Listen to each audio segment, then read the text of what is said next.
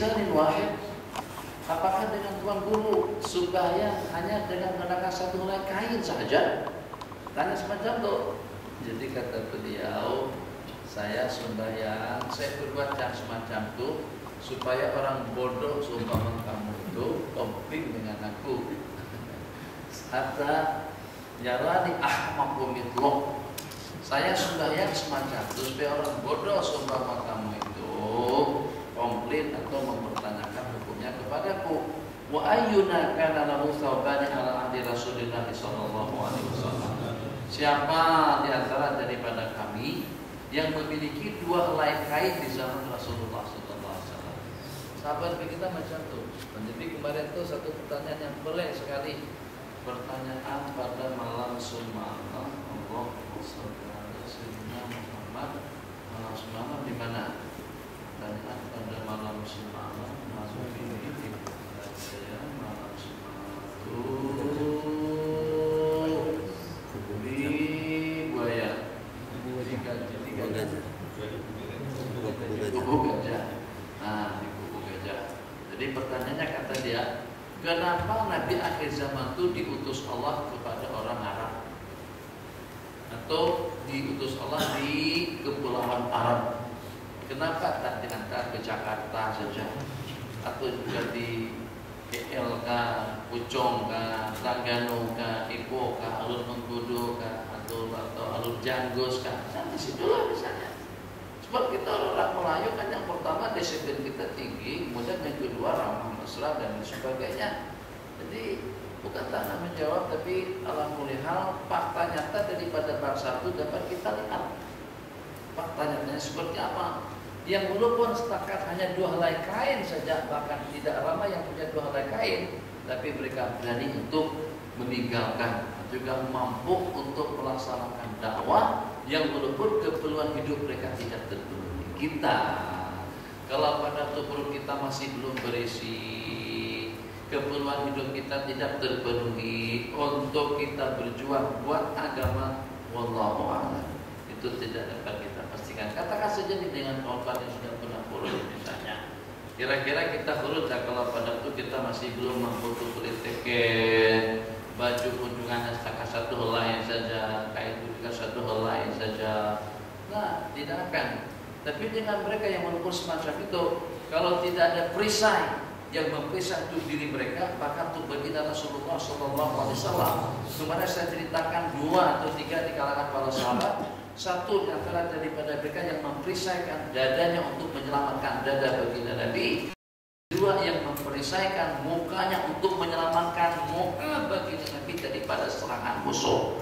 Jadi dikatakan Sayyidina Abu Qatadah radhiyallahu ta'ala pada peristiwa Uhud setelah berakhir peperangan tadi itu, ini belakang ini penuh dengan panah. Kita kalau kena panah satu itu udah berehat dah, dan kita lewat masuk mana tuh, masuk hospital Sungai Buloh. Nah, baru satu panah aja, ini penuh belakang dengan panah, masih tetap tampil ke depan. Jadi beliau mengatakan, sadri duna sadrika ya Rasulullah, dada saya di depan dada baginda Nabi, serangan panah atau apa ini akan menjurus ke dada baginda Nabi di belakang. Kena dada sahabat yang berkenaan, bukan sekali dua, kesannya puluhan. Kita boleh bayangkan tak? Kalau sampai mata luka, kesan tombak, panah dan pedang lebih daripada dalam 70-80-an, itu dalam rangka untuk apa? Belum ada lagi kita orang Melayu yang berani berkorban seperti itu. Kalau ada yang berkorban dengan satu mata tombak, kita sudah ke tepi, kita sudah mengelak, kita sudah menyelamatkan diri. Sayyiduna Mu'adz ibni Amr ibni al-Jamuh itu pada saat tangan kiri beliau telonde, bahasa telonde itu dengan pukulan pedang daripada urat leher sampai tangan terputus, tapi tangan masih tergantung dengan kulit. Katakanlah sepanjang peperangan itu berlangsung, tetap saja tangan putus semacam itu, sehingga pada saat menghalang leluasa aku untuk di medan perang, kuletakkan kakiku ke atas tangan berarti dan tarik kuat baca itu sampai terputus. Tapi itu tetap saja meneruskan perjuangan di jalan Allah Jalla wa'ala. Itu pengorbanan yang tidak kita miliki. Jadi Sayyidina Jabir dari itu memang secara sengaja ingin memperlihatkan kepada yang berkenaan. Awak kira seperti apa? Memang hukumnya makruh, tapi kalau dalam keadaan darurat semacam itu, siapa di kalangan kami yang memiliki dua helai kain sehingga secara sempurna waktu sembahyangnya atas dan bawah? Nih dengan Sayyidina Mus'ab bin Umair radhiyallahu ta'ala pada masa meninggal beliau, kaki ditutup, kepala kelihatan, kepala ditutup, kaki terbuka. Begitu juga dengan Sayyidina Abu Hurairah. Saya kata Sayyidina Abu Hurairah mengiring baginda Nabi SAW itu yang kadang-kadang untuk sepenuh ketiak pun daripada makanan itu juga daripada buah tamar tidak ada. Kalau perut dah berisi, kalau rasa-rasa sudah boleh berjalan, alhamdulillah itu satu kenikmatan yang tidak ada tandingannya. Kalau bukan seumpama Sayyidina Abu Hurairah, kita belum lagi sampai ke pengajian, roti canai sudah tersedia di situ. Tuh morehnya, makanannya, masya Allah, tabarakallah. Belum lagi pengajian sudah sampai dah. Kecuali sekali ini cerita dulu di Johor, kawan-kawan jadwalkan pada hari Sabtu malam Ahad, pada Jumat malam Sabtu pengajian katanya dekat-dekat Melaka, karena pada hari Sabtu di Melaka pengajian pada pukul 9.30. Maka dengan program yang diadakan di situ, program pada selepas sembahyang subuh, di mana bang? Padang di kawasan Johor, namanya tangkap itu. Jadi di kepala saya tangkap, tak pernah sampai situ, hanya pernah sampai Segamat masuk 2-3 kali, tak ada orang. Satu, kemudian yang kedua tak semangat, kemudian yang ketiga pada menyendal, santai pengajiannya.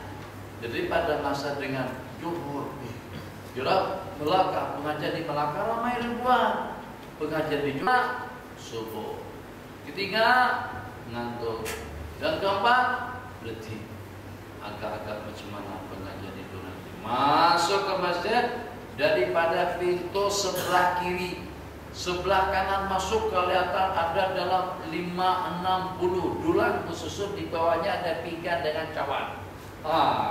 Kalau macam insya Allah jemaahnya ramai, sebab nanti akan ada nasi lemak, akan nasi goreng, masya Allah. Itu dalam pikiran anak, sebab untuk apa letak dulang banyak di situ kalau tak ada makanan?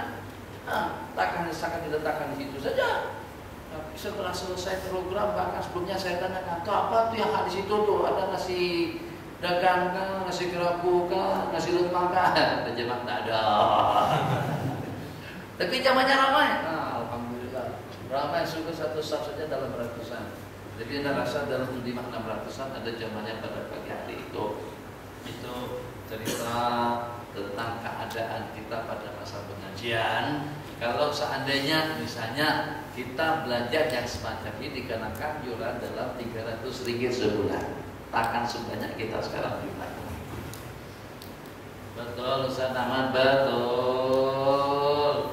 Masya Allah, tabarakallah. Kalau para sahabat Nabi bukan cuma setakat mengorbankan duit, mengorbankan tenaga, tapi juga mengorbankan jiwa raga mereka dengan beberapa gambaran yang saya sebutkan tadi. Itulah diantaranya, karena Allah mengetahui pengorbanan dan perjuangan bangsa itu akan jadi seperti apa, yang dengan kita dapat membuktikan seperti apa bentuknya. Bentuknya dalam jangka 23 tahun, daripada I sampai pada Z, daripada alif sampai kepada lam, ya, fathah, aba, fathah, bata, fathata, abata, abata, abata, abata. Tak tahu ada lagunya lagu satu.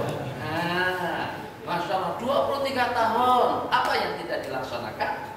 Apakah kira-kira dengan rajamnya, dengan kesasnya, potong tangannya, atau juga dengan cambukan kepada orang yang minum, sebatan kepada orang yang mengkada, semuanya terlaksana secara sempurna. Masya Allah, sampai kepada pemimpin yang pertama mengatakan, demi Allah, kalau dengan Fatimah bintu Rasulillah, tetapi dengan kes atau dengan kasus pencurian, maka dengan Nabi Muhammad tidak akan teragak-agak untuk memotong tangannya. Itu kepada bangsa mana? Kalau bangsa kita ada hukuman yang semacam itu. Jadi kata Dr. Mahathir baru-baru ini, kalau seandainya hukum hakam Islam dilaksanakan, katakan saja seperti dengan potong tangan, itu tidak adil. Ya kalau pada seorang Islam dipotong tangannya, sementara dengan non Muslim tidak dipotong, mana letaknya keadilan? Adil sungguh. Memangnya orang Islam itu pencuri semuanya kan? Ya kalau semuanya jadi pencuri, oke lah. Yang mencuri saat ketika dipotong satu saja, yang lain tidak akan berani lagi untuk mencuri. Kenapa? Karena akan ketahuan. Satu saja dibunuh dan tidak akan selamat. Satu saja yang dirajam, yang lainnya akan terelak. Tapi pada saat tidak dilaksanakan, akhirnya merebak. Jadi kata Raja Faisal kepada John Kennedy pada masa kunjungan beliau ke Amerika, beliau dibeli, diolok-olok sepertinya. Tuh lihat negara kamu, apa pancung leher, potong tangan apa segala macam dibeli. Jadi kata Raja Faisal kepada Presiden Amerika, coba tolong pastikan di negara kamu, untuk tidak betul sebutannya, katakan saja daripada Washington kepada Los Angeles atau juga kepada California misalnya, boleh tak satu trailer bawa emas tanpa kawalan ketat daripada polis dan juga daripada tentara? Nah, kita tutup tonton dalam film-film kan, kadang-kadang mereka buat terowongan daripada bawah, seketika dengan trailer emas dari trailer disuruh dijatuh ke bawah, hilang emasnya. Di negaraku, kalau aku berangkatkan satu trailer emas daripada Riyadh sampai ke Jeddah tanpa kawalan daripada siapapun, akan sampai dengan selamat.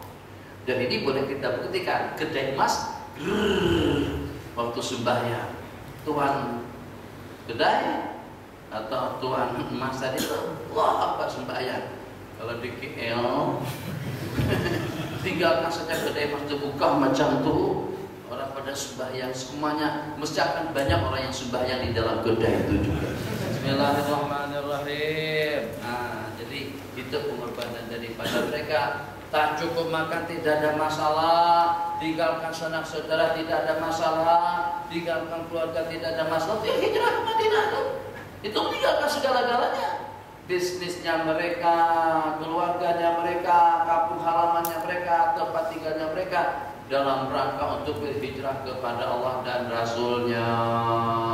Sayyiduna Mus'ab bin Umair, orang yang terkaya, Sayyidina Umar ibnul Khattab dengan jaringan bisnis ibadah, dengan jaringan bisnis usahanya. Begitulah dengan sahabat-sahabat Nabi kita lainnya. Bagus sudrati, bukan untuk dibaca tapi untuk kita praktekkan.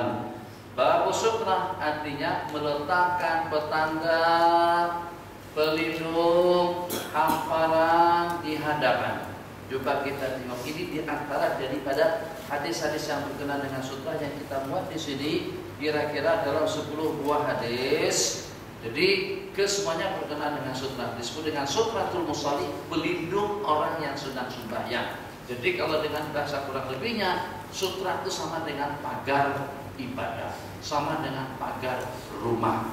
Rumah kalau tak ada pagarnya, rasa-rasa tidak aman, nanti anjing masuk. Rumah kalau tidak ada pagarnya, rasa-rasa kurang nyaman, nanti dengan tatapan pandangan atau orang di luar langsung ke rumah kita. Tapi kalau ada pagar, ada tanaman, kita duduk santai di beranda, balkon, di teras rumah, insya Allah suasana nyaman dan tidak ada tatapan pandangan mata lihat daripada sana sini. Qala bismillahirrahmanirrahim. Ra'aitu Rasulullah sallallahu alaihi wasallam di Makkah wa huwa bil Abtahi. Aku melihat Nabi kita pada waktu di Mekah, bil Abtah. Al-Abtahnya al-Ma'abadah, nama tempat, kawasan tempat dahulu disebut dengan Al-Abtah.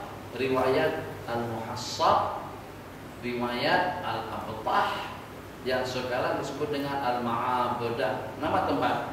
Fi qubbatin hamra, nanti kita berada di bawah kubah hamra, di bawah kemah merah daripada kulit. Wa ra'aitu Bilalan, dan aku melihat si Nabi Bilal akhada wudu'a Rasulillah sallallahu alaihi wasallam, mengambil air wudhu Nabi. Wa ra'aitu nasa yaqtadiruna dzalikal wudhu, dan aku melihat orang berebut mengambil percikan kesan daripada air wudhu baginda Nabi. Paman asaba minhu syai'an, yang kebagian daripada percikan air wudhu tadi itu juga dengan saki baginya, qala tamassaha bihi, dapat percikan disapukan ke muka. Yang tak dapat menanda macam itu, dia sapukan telapak tangannya ke telapak tangan kawan, disapukan ke muka. Kata Salafi dan Wahabi tak perlu macam itu, hukumnya haram. Ya hanana, ya hanana, ya hanana, ya hanana, ya hanana, ya hanana. Kata yang satu itu pula katanya nyanyian jahiliyah.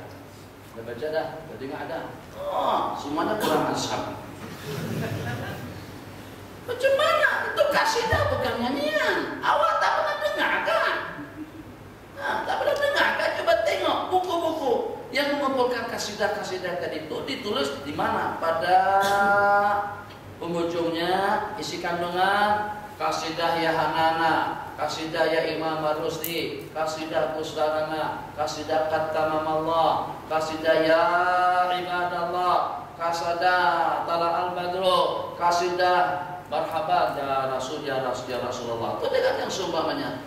Jadi tidak ada seorang pun, baik itu dengan penyusunnya atau juga dengan yang melantunkan dan yang melakukannya, yang mengatakan itu adalah nyanyian. Apalagi kalau sampai dikatakan jahiliyah. Cabar, kita cabar. Kira-kira kalau itu dikatakan kasidah, maaf, nyanyian jahiliyah, jadi orang jahiliyah yang mana satu? Kalau dikatakan nyanyian orang jahil, tak apa, banyak. Tapi kalau jahiliyah mesti maksudnya jahiliyah pada masa itu. Apakah ada riwayat yang menyatakan Abu Jahal pernah menyanyi ya Hanana, atau juga dengan Abu Lahab, atau dengan Utbah, dengan Syaibah, dengan Umayyah, dan juga dengan kuah-kuah kafir semuanya?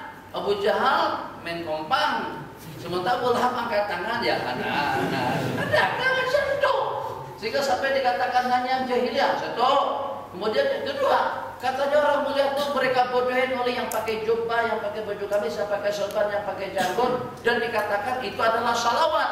Kita tak pernah katakan itu salawat, itu adalah kasidah menyanjung dan memuji baginda Rasulullah Sallallahu Alaihi Wasallam yang sebelum kita puji Nabi kita telah disanjung tinggi oleh Allah Jalla wa Ala. Tambah Sayyiduna Ka'ab bin Malik, dengan Sayyidina Abdullah bin Rawaha, dengan Sayyidina Hasan bin Thabit radhiyallahu taala anhum. Itu penyair-penyair baginda Rasulullah yang berkasidah di dalam Al-Masjid An-Nabawi. Jadi kata dia salawat itu tidak, itu bukan memanglah Allah mau salawat tidak ada, tapi teruskan dulu. Jangan ya Hanananya saja. Jangan dikerat-kerat macam itu. Baca sampai habis, dengar sampai habis. Kemudian berikutnya doa pun juga tidak, zikir pun juga tidak. Macam mana? Itu bukan zikir, sedangkan dengan kelanjutannya Dharatinul mu'ayyan biduhurin Nabi Ahmad. Jadi ya Hanana tadi itu kegembiraan, keseronokan, ketenangan kami, kebahagiaan kami itu dengan kebangkitan Nabi akhir zaman. Dzalikal fadlu minallah, itu adalah anugerah daripada Allah. Apa bedanya dengan ceramah? Apa bedanya dengan nasihat? Itu adalah rangkaian daripada sejarah dan rangkaian daripada madaih untuk memuji baginda Nabi yang penghujungnya Sallu ala hadal Nabi, ada salawat di penghujung, dan hampir kebanyakan daripada madaih qasaid diakhiri dengan salawat. Qala wa man lam yusib minhum, yang tak kebagian dengan percikan air wudhu Nabi tadi itu, akhadna min badani sahibihi. Nah, abang dapat sedikit bang. Ada yang dapat percikan daripada sebelah tangan, dia sapukan tangannya ke sana, min badani sahibihi. Lepas Nabi kita mengambil air wudhu, summa ra'aitu Bilalan akhadha anazatan. Kemudian aku melihat Sayyidina Bilal mengambil tongkat yang bermata besi. Anasa, tongkat kayu ujungnya besi. Nabi kita pacak, bahasa sini pacak, bahasa sana tancap. Nabi kita tancapkan, atau kita tancapkan, pacakkan. tongkat besi tadi itu untuk menjadi pelindung bagi Rasulullah SAW waktu sembahyang. Ini yang sudah terabaikan, yang tidak kita amalkan karena kita merasa sudah memadai dengan sejadah. Banyak dengan kita tidak begitu tahu tentang kenapa ada mihrab di masjid-masjid. Mihrab itu tujuannya sebagai sutra, sebagai pelindung untuk menghalang orang lalu lalang supaya tidak mengurangkan pahala sembahyang kita. Ada tak ada orang yang lewat, tetap saja untuk kesempurnaan sembahyang itu ada sutranya di hadapan. Jadi kita biasanya kalau pada khususnya 5 waktu kita tidak ke mihrab, kita mundur ke belakang. Kalau pada tunggu di belakang masih ada kipas di hadapan, ada tembok, ada kursi, ada meja, kita letakkan di hadapan sini itu jadi pelindung kita. Kalau imam tidak ada pelindung di sini, maka dengan makmum di belakang pun juga tidak ada pelindungnya. Dan menurut mata kita ketat, pelindung atau sutratul musalli dalam mata Imam Syafi'i itu secara berurutan. Jadi dengan senarainya dimulai dengan tembok.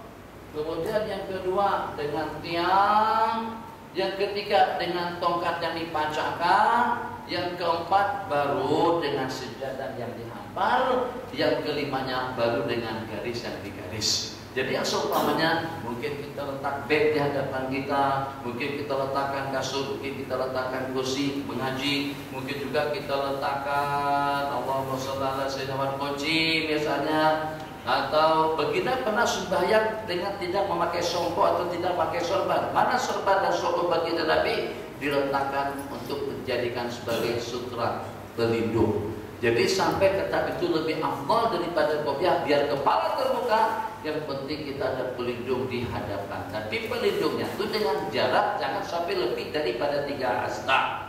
Dalam sebuah riwayat dan juga yang diamalkan oleh para sahabat, jangan sampai jarak kita dengan pelindung lebih daripada 3 hasta. Kalau tidak, pelindung itu tidak ada artinya. Sembahyang ada ke situ, pelindungnya tembok. Dari sini ke sana 4 meter. Nah, itu bukan pelindung. Pelindung itu yang ukurannya kalau pada masa kita sujud dan rukuk dan sujud hanya sedikit saja teratas, ke atas dari batas kepala kita. Allah Sumara itu bilalan akhadha ala setan para kasaha wa kharaja Rasulullah SAW bi khadatil hamra. Ini yang membuktikan boleh kita berpakaian serba merah. Serba merah ada beberapa buah hadis. Di antaranya hadis yang diriwayatkan di sini, di antaranya aku tidak pernah melihat seorang laki-laki yang tampan berambut panjang. Nah, tadi saya tengok daripada jemaah Putrajaya yang memangkas, bahasa Indonesia mangkas, yang mencukur rambut, memetik, sini habis, tinggal belakang saja lagi sedikit macam itu makruh, itu namanya kazak. Itu yang namanya kazak. Nabi kita pernah perintahkan dan pernah tegur, jima gondol habis semuanya atau dipanjangkan. Tapi sekerat-sekerat macam itu yang namanya halqu ba'di sya'ar, halqu ba'di ras wa tarkul fa'at yang disebut dengan kazak, hukumnya makruh, paling tidak hukumnya makruh. Tapi kalau sudah menyerupai orang-orang kafir, menyerupai orang-orang fasik, ataupun juga dengan pemain-pemain rock, pemain-pemain dangdut, tasyabuh dengan mereka, man tasyabbaha biqaumin fa huwa minhum. Qala fi hulatil hamra musaffiran, dengan menyingkap, shalla ilal anazati, sembahyang kepada atau dengan menghadap tongkat tadi itu. Qala shalla ilal anazati bin nasi rak'atain wa ra'aitun nasa wad dawaba yamuruna baina yaday anazah. Orang lain, orang ramai dan juga binatang ternak mudah mati daripada hadapan tongkat. Kalau sudah terlindung semacam itu, maka sudah ada ketetapan atau sudah ada pemagaran lokasi yang dibatasi. Kita berdiri di sini, pelindungnya adalah meja pengajian, maka daripada meja ke situ hak anak. Sesiapapun tidak boleh melewatinya. Daripada beberapa hadis yang diriwayatkan, satu, kita dituntut bahkan digalakkan bahkan sampai diperintahkan untuk menghalang secara kuat sesiapa saja yang nak lewat melintasi kita dengan sutra. Nabi kita bersabda, apabila ada orang yang nak lewat, faliyadfahu, hendaklah kita menahannya, menolaknya. Fa'in apa kalau dia enggan, falyuqatilhu. Nah, enggan juga tumbuh tanpa tumbuh dia. Kenapa? Jadi Nabi kita sebut innahu syaitan, sebab yang lewat itu adalah syaitan. Satu. Kemudian yang kedua, riwayat yang menyatakan akan mengurangkan, riwayat yaqta salatal mar'i, akan membatalkan sembahyang seseorang.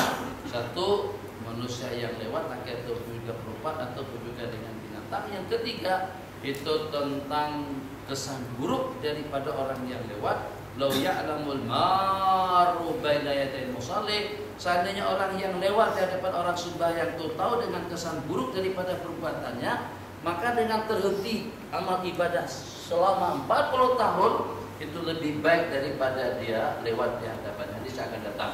Qala bismillahirrahmanirrahim. Wa Talha bin Ubaidillah. Naam.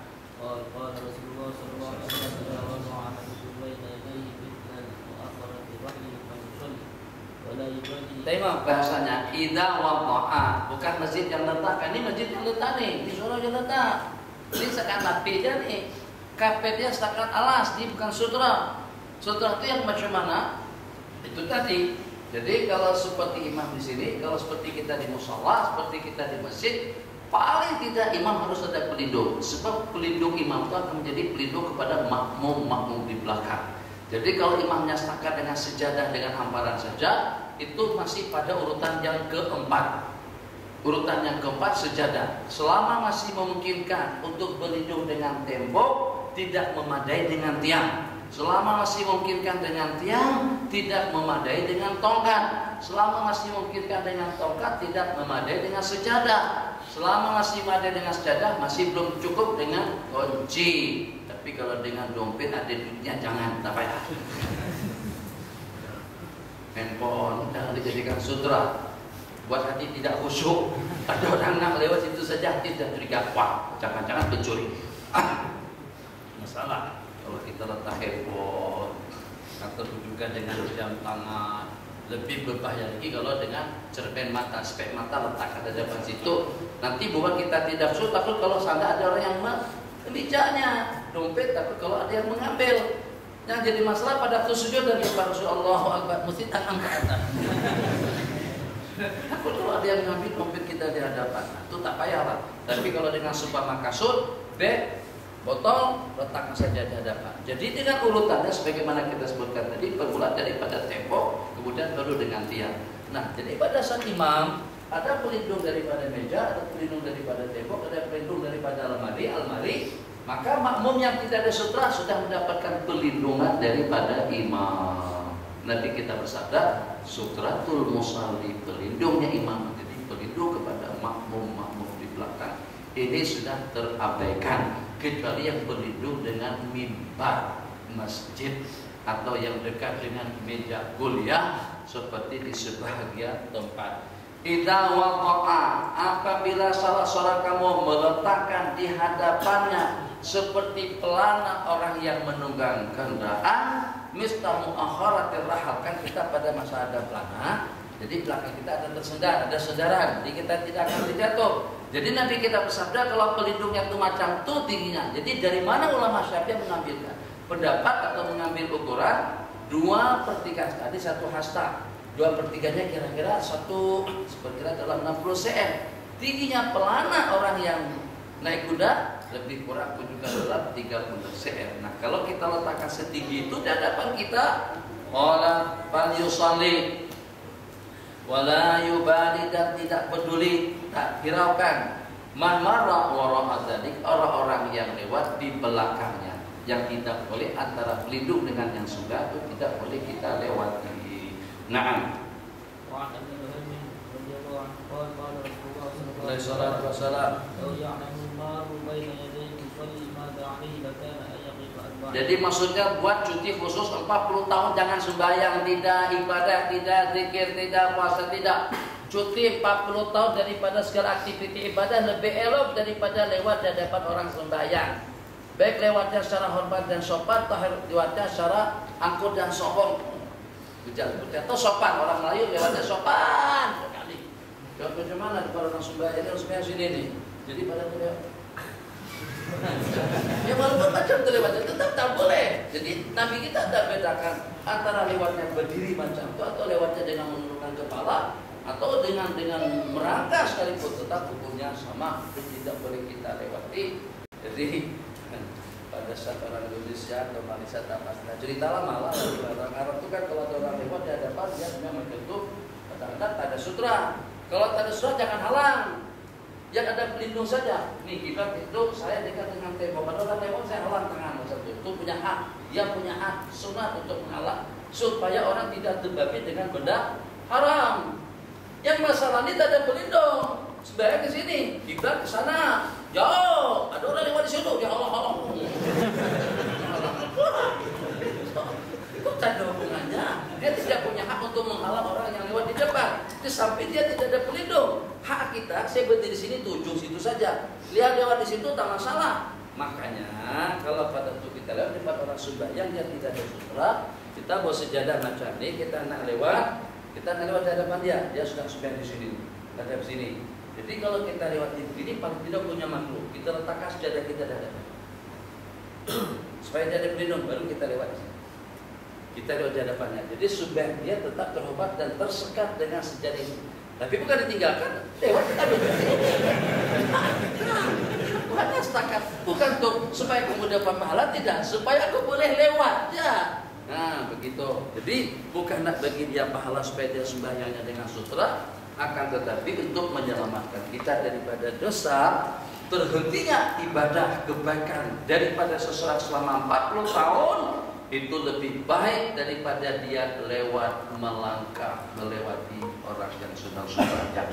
Jadi yang ceritakan tadi itu orang Arab menghalang-halang orang Melayu pada saat dia sedang sembahyang. Orang Melayu tidak paham. Dikira orang Arab tadi itu mau bersalaman, dia mengulur tangan, langsung ditakas orang Melayu, goyang-goyang. Orang bukan nak bersalaman, orang halang kita supaya jangan lewat, bukan ulur tangan nak bersalaman. Kita tarik tangannya. Qala arba'ina yauman, 40 hari, 40 bulan, 40 tahun, kalau 40 hari pun itu sudah cukup. Qala Rasulullah sallallahu alaihi wasallam idza shalla, dengar yang ini imam mustahab. Betul. Jadi seperti kita di sini, ini sejadah kita ini kalau secara hukum masih belum jadi sutra, ikut mazhab Imam Syafi'i. Sutranya macam mana? Kita kena guna meja di hadapan atau kita dekat dengan tembok, safawah hanya dalam beberapa orang. Lima kita letak tiang itu di situ, lima kita letak meja di sana, lima kita letak meja yang ini nih yang rendah. Kan tadi mistamu akhiratir rahal, seperti ukuran pelana saudara kita di atas kuda. Baru aman sembahyang orang-orang yang di belakang. Tengok hadisnya. Ini tidak direkayasa, tapi tidak mendapatkan perhatian di kalangan imam-imam masjid dan juga di kalangan kita. Bahkan terasa pelik. Nanti karena pada menjadi imam anak tarik meja atau kursi letak di hadapan, sama tosnya jahat kembali. Anak letakkan sutra, tosnya datang dia ambil balik meja dari itu dia kepinggirkan lagi. Tak kadang kita rebut-rebutan. Udahlah, sutra itu memang hukumnya baik, tapi tidaklah sampai pada tahap diwajibkan. Hanya pelindungan kita. Kalau kita sebagai imam itu dalam waktu yang sama memberikan perlindungan kepada makmum di belakang. Hadis idza shalla, kita artikan lebih detail, apabila salah seorang kamu sembahyang ila syai'in dengan menghadap sesuatu yang melindunginya. Syai'in di situ bermula daripada tembok, kepada tiang, kepada tongkat, kepada sejadah, kepada hamparan, kepada garis yang terakhir. Tak ada kita buat garis. Farada ahadu, terus ada seseorang yang nak melewatinya, falyadfa'hu, hendaklah kita menolaknya supaya dia tidak lewat di hadapan kita. Fa in aba, kalau enggak masih juga nak lewat, falyuqatilhu, hendaklah kamu memeranginya. Kenapa ya Rasulullah? Sebab itu adalah syaitan. Dia nak mengurangkan pahala daripada sembahyang kita. Bismillahirrahmanirrahim. Hadiskan qala wa an radhiyallahu anhu qala kana Nabi sallallahu alaihi wasallam kana Nabi sallallahu alaihi wasallam yusalli min al-lail. Nabi kita sembahyang di malam hari wa ana mu'tadidatu, sedangkan aku terbaring memanjang antara baginda dengan kiblat. Ka'tiratil janazati, seperti memanjangnya jenazah di hadapan. Rumah kecil, mana ada Nabi kita punya ruang tamu? Ada ruang tamu. Kalau gitu dengan ruangan yang besar, kamar yang besar, tak ada. Hampir boleh dipastikan di situ Nabi kita tidur, di situ Nabi kita bertajuk, dan juga di situ Nabi kita bersama keluarga. Ada terdapat tidak kurang daripada 10 keluarga dengan baginda Ali, dengan Sayyidatuna Fatimah radhiyallahu taala anil jami'. Kita tengok dari tempat kita berwajah berhadapan dengan baginda itu dengan pagar yang ke belakang, ukurannya kira-kira seperti ini saja. Yang sebesar itu ukurannya, yang sepanjang itu ukurannya, ada terdapat tidak kurang daripada 9 keluarga. Kita banglo semacam itu masih kecil untuk satu keluarga, apalagi kalau dengan 9. Nah, udah melihat kan besar mana maksolah itu dengan kubah yang kubah Nabi, ke belakangnya ada kawasan yang tertutup dengan pagar. Nantilah kita perlihatkan kalau sudah di Madinah. Mau jual mana? Itu ada gambarnya nih, ada gambar kubah, ada bilik imam saja tulisannya. Kalau ada gambarnya kita tunjukkan rumah baginda seperti apa kesannya. Nah, kalau ini orang tidur, ulama mengatakan makruh kita sebenarnya menghadap orang tidur. Kalau di orang tidur tadi itu diperhitungkan akan terjaga atau terbangun. Lebih-lebih lagi kalau seandainya orangnya seperti kita. Kita kalau terbangun kita senyumi orang yang sebelahnya. Jangan kok kita terbatal sembahyang kita. Jangan. Kenapa? Orang tidur kan tak perasan, takut dia bergerak atau dia melangkah atau digerakkan kakinya diayunkan. Takut kalau terbuka bagian yang tidak boleh dilihat jadi masalah juga. Tapi yang tadi itu kena dalam karena sudah tidak dapat dielakkan. Kuntu ana mubainadai, aku tidur di hadapan baginda Nabi sallallahu alaihi wasallam. Sedangkan kedua belah kakiku ke arah kiblat baginda Nabi. Idza sajada, apabila Nabi kita sujud, Nabi kita sembahyang macam ini. Sementara dengan Sayyidatuna Aisyah, kedua kaki beliau di arah kiblat baginda Nabi. Kalau kita katakan sama dengan riwayat yang tadi, berarti katakan saja kepala di sini, kaki di sana, atau kepala di sini, kaki di sini, di situ. Lima seperti kalau mengiring ke arah kiblat, berarti kepala di sini, kaki di sana. Nabi kita sembahyang. Kedua belah kaki Sayyidatuna Aisyah di arah kiblat beliau. Maka pada waktu Nabi kita sujud, Ramazan Nabi kita tolak. Masa daripada Ramazan genggam, juga genggam macam itu. Kalau masa nanti kita raba atau tolak, okelah genggam kedua kaki Sayyidatuna Aisyah. Nanti kalau pada waktu berdiri buka lagi. Kan orang yang tidur itu kadang-kadang melawan. Kita tolak kakinya. Nanti pada waktu kita bangkit dibetulkan lagi kakinya begitu. Nah, kembali kita pada asal.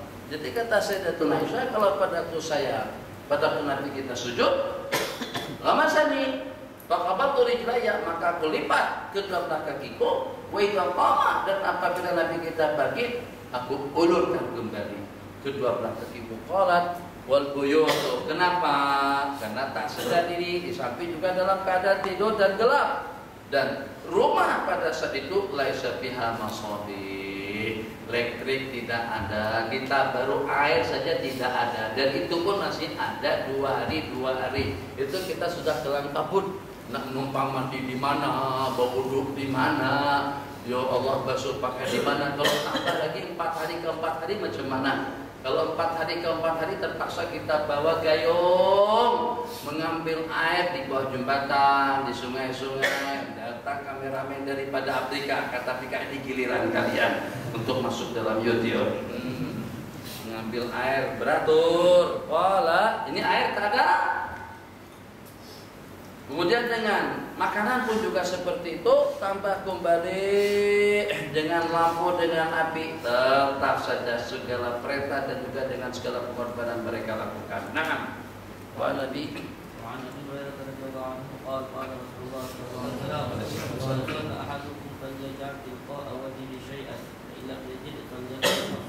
asahu bukan sejadahnya. apabila kamu sembahyang hendaklah kamu meletakkan sesuatu di hadapan.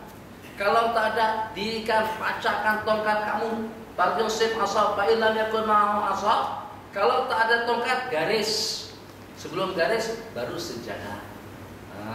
Jadi sejadah itu masih urutannya selepas tongkat. Jadi masih ikut urutannya. Qala mudah selepasnya itu la yadurru ma mara amamu, sesuatu yang lewat daripada hadapan. Nah, وعن ثابت بن ابي حاتم قال قال رسول الله صلى الله عليه وسلم وصل احدكم الى سسرة فجدني منها لا يقوى الشيطان عليه. Ya dulu apabila kamu sembahyang kepada pelindung yang melindungimu, hendaklah kamu mendekatinya. Dekat itu seperti apa? Leluasa kita hanya batas ukuran kita sujud dengan berdiri.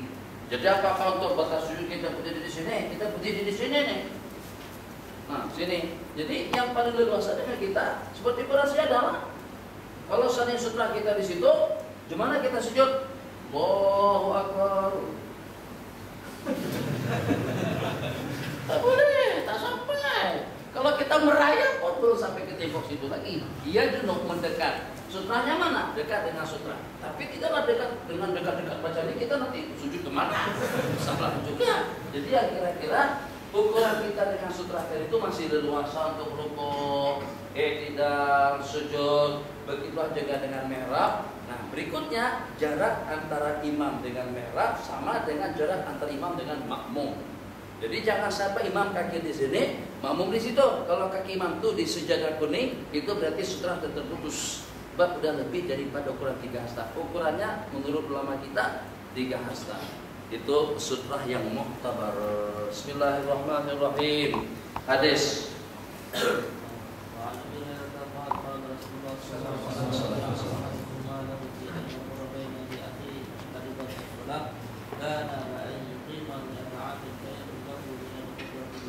Hadis yang sama dengan riwayat sebelumnya. Kalau salah seorang kamu tahu malahu ay minad dambi atau minal ismi wal khati'ati, pada saat dia lewat di hadapan saudara yang sedang sembahyang muqaridan ke salat, kana la yuqima mi'ata amin, dia beriqamah, bertahan diri daripada ibadah, la yuqima mi'ata amin ay minal ibadah, terhenti daripada ibadah 100 tahun, itu lebih baik daripada khatwa allati khata, lebih baik daripada langkah pada saat dia melangkah di depan orang yang sembahyang. Riwayat Imam Ibnu Majah. Terakhir, an Ka'ab bin al-Ahbar rahimahullahu taala qala law ya'lamul maru baina yaday musalli, seandainya orang yang lewat itu tahu tentang kesan buruk lewat di hadapan orang sembahyang, lakana yukhsata bihi, dia termasuk dan terjerumus ke dalam perut bumi sampai mati, lebih elok daripada lewat di hadapan orang sembahyang. Alhamdulillah untuk anak-anak kita halang. Nah, untuk anak-anak, tapi untuk orang tua tidak ada yang berani menghalang. Kita kalau masa sembahyang di rumah anak lewat sembahyang, itu suatu kesalahan besar. Tapi kalau anak main bola sepak di dalam masjid tak masalah. Atau pada masa bulan Ramadan kita tarawih di dalam buka puasa, mereka bising di luar itu, kita itu budaya kita terlalu sensitif atau terlalu penyegahan, segan untuk tegur anak orang itu susah. Kadang-kadang orang bawa anak-anak tak berkhitan masuk di tengah-tengah shop, itu memutuskan saf kita dengan yang samping-nyamping. Jadi nak tegur susah, tak ditegur juga masalah, jadi serba salah semuanya. Qala wa fi riwayatin ahwanu alaihi, maksudnya lebih mudahan dia terkuburkan hidup-hidup daripada lewat di depan orang sembahyang. Insyaallah untuk pertemuan 2 malam selanjutnya mungkin dalam beberapa waktu menyusul tentang cara pelaksanaan sembahyang secara sempurna. Ada 9 pertanyaan. Satu dalam ya. Itu kalau seumpama tongkat misalnya kita letakkan, gimana kita pacak sebelah kanan kepada sebelah kiri. Ada pendapat mengatakan makruh dengan cara menghadap berbentulan. Jadi kita mengiring sedikit sini, misalnya kita sedang di sini seperti itu. Maksudnya yang kan semua itu masih jarak 3 zira. Ya. ukuran panjangnya itu tak mesti. Cuman jarak kita dengan sutra tadi itu tetap dengan ukuran 3 dirham. Yang di sebelah Kiri sebelah kanan apa? masih dapat. Sudah sini. Jadi tiang misalnya kan tadi imam dengan kita menghadap langsung kepada tiang. Imam tiang itu kita posisikan di sebelah kanan atau juga sebelah kiri kita. Tapi tetap ukuran daripada kita kepada tiang tadi itu. Kalau tiang sang kiri kita tadi sutra, itu namanya berdampingan bermakmum dengan tiang. Tiangnya sebelah kanan. Ya, sutra itu pelindung daripada hadapan. Tak ada buat pagar di belakang, pagar di hadapan rumah. Yang lain. Itulah, Ji. Sutra kita berniat ada sutra kita depan tanpa ada benda ataupun penghalang ke depan. Secara niat kita batalkan itu sutra kita. Yang ada nih, yang kita letakkan di sini. Bukan kita menggambarkan sutra kita tiga kaki di depan. Ya, Allahumma shalli sayyidina Muhammad. Yang pertama memang sutra itu tidak mesti kita yang buat sebenarnya. Dengan orang itu juga boleh.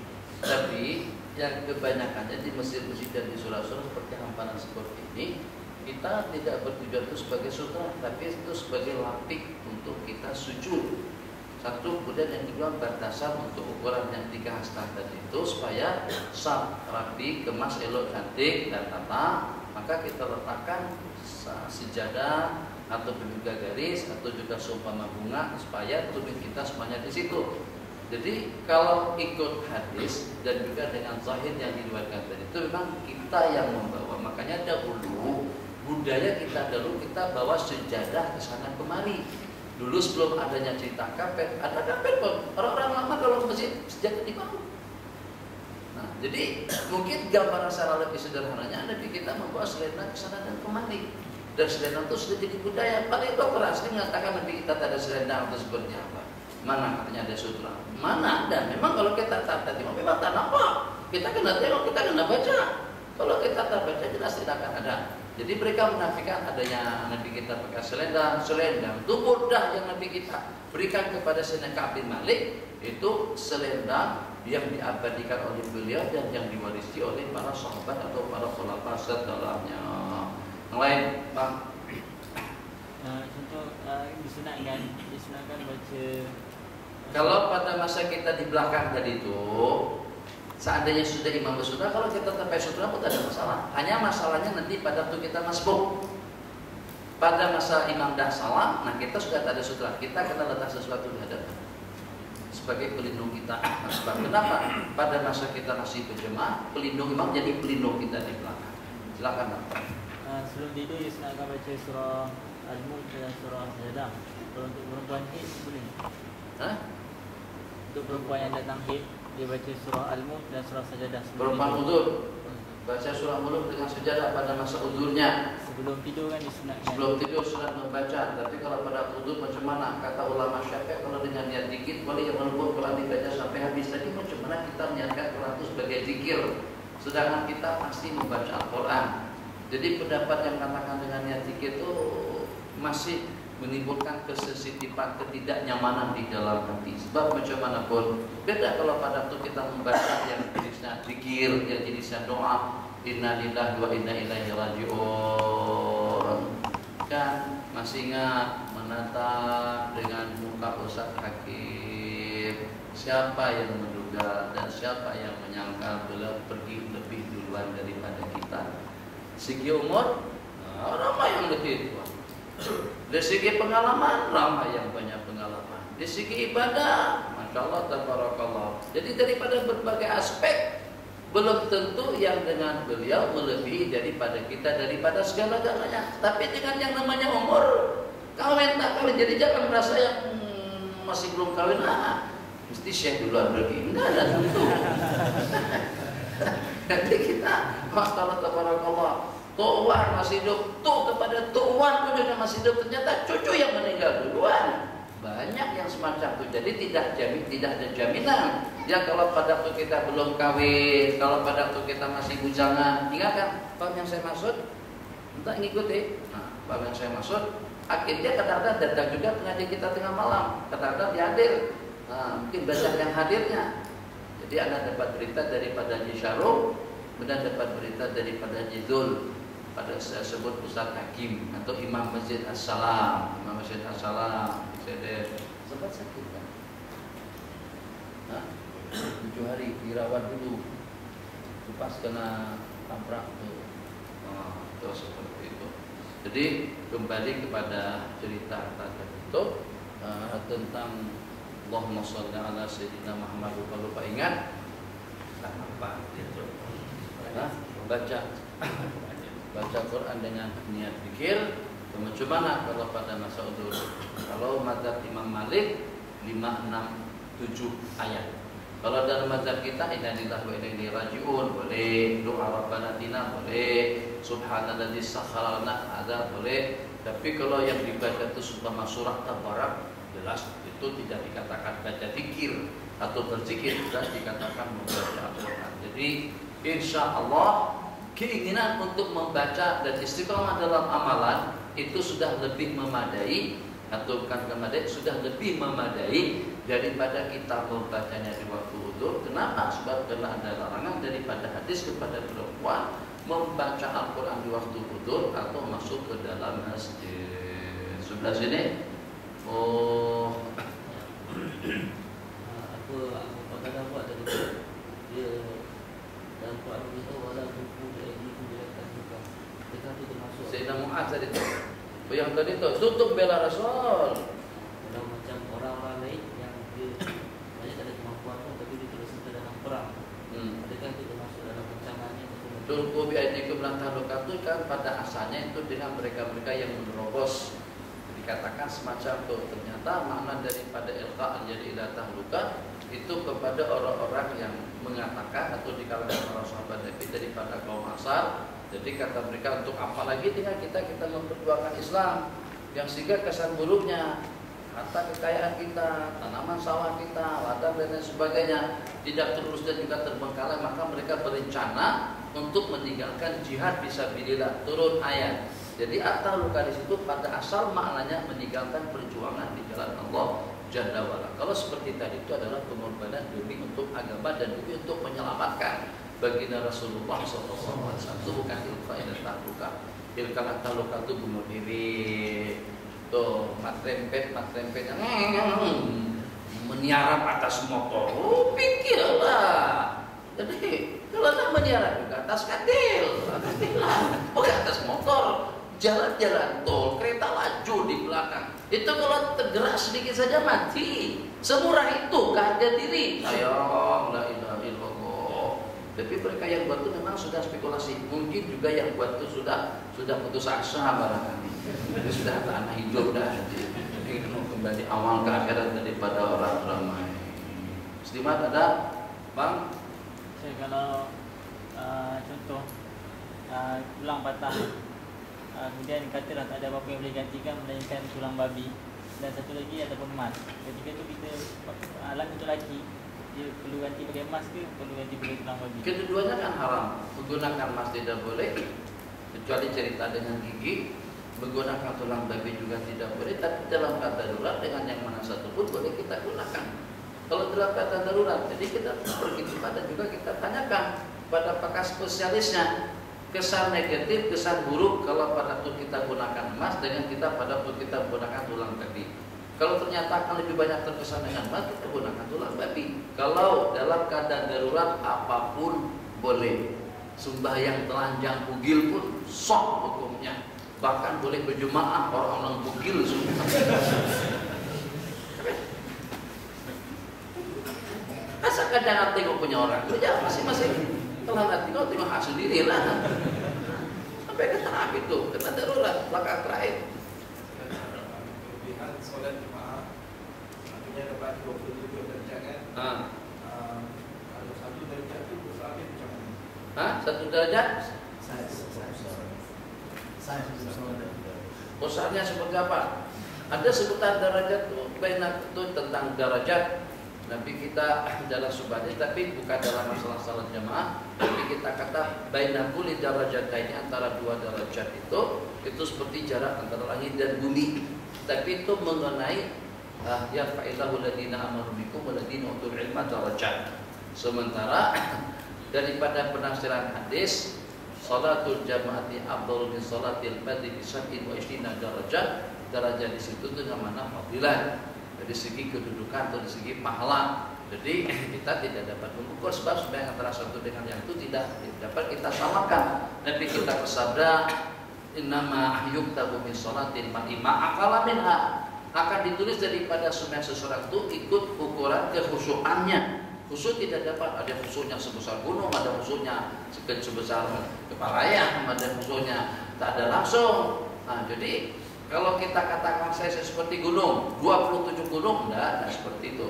Sebab antara satu dengan yang lain ukurannya tidak sama. Jadi katakan saja kalau dengan ukuran sembahyang seseorang tadi itu seperti dunia, berarti seperti 27 kali dunia dengan salat berjamaah. Dunia kalau dikatakan, jangankan dengan seumpama sembahyang tasbih pun pahalanya sudah lebih besar daripada dunia dan isi-isinya. Tapi kita masih belum nampak. Bila nampak pada itu kita sudah tak boleh patah tadi ke dunia. Tusan hakim dan nengok dah, tengok ya pahala pengajian besar.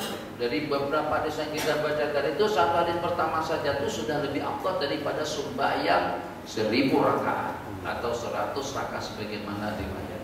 Bila pada saat kita sudah tak boleh patah tadi ke dunia, baru diperlihatkan oleh Allah tentang kebaikan-kebaikan tasbih, tahmid, takbir dan juga dengan molek yang menunggu sebentar. Rabbana atina fid hasanah bil akhirati hasanah wa qina adzabannar. Amin. Walhamdulillahi rabbil alamin.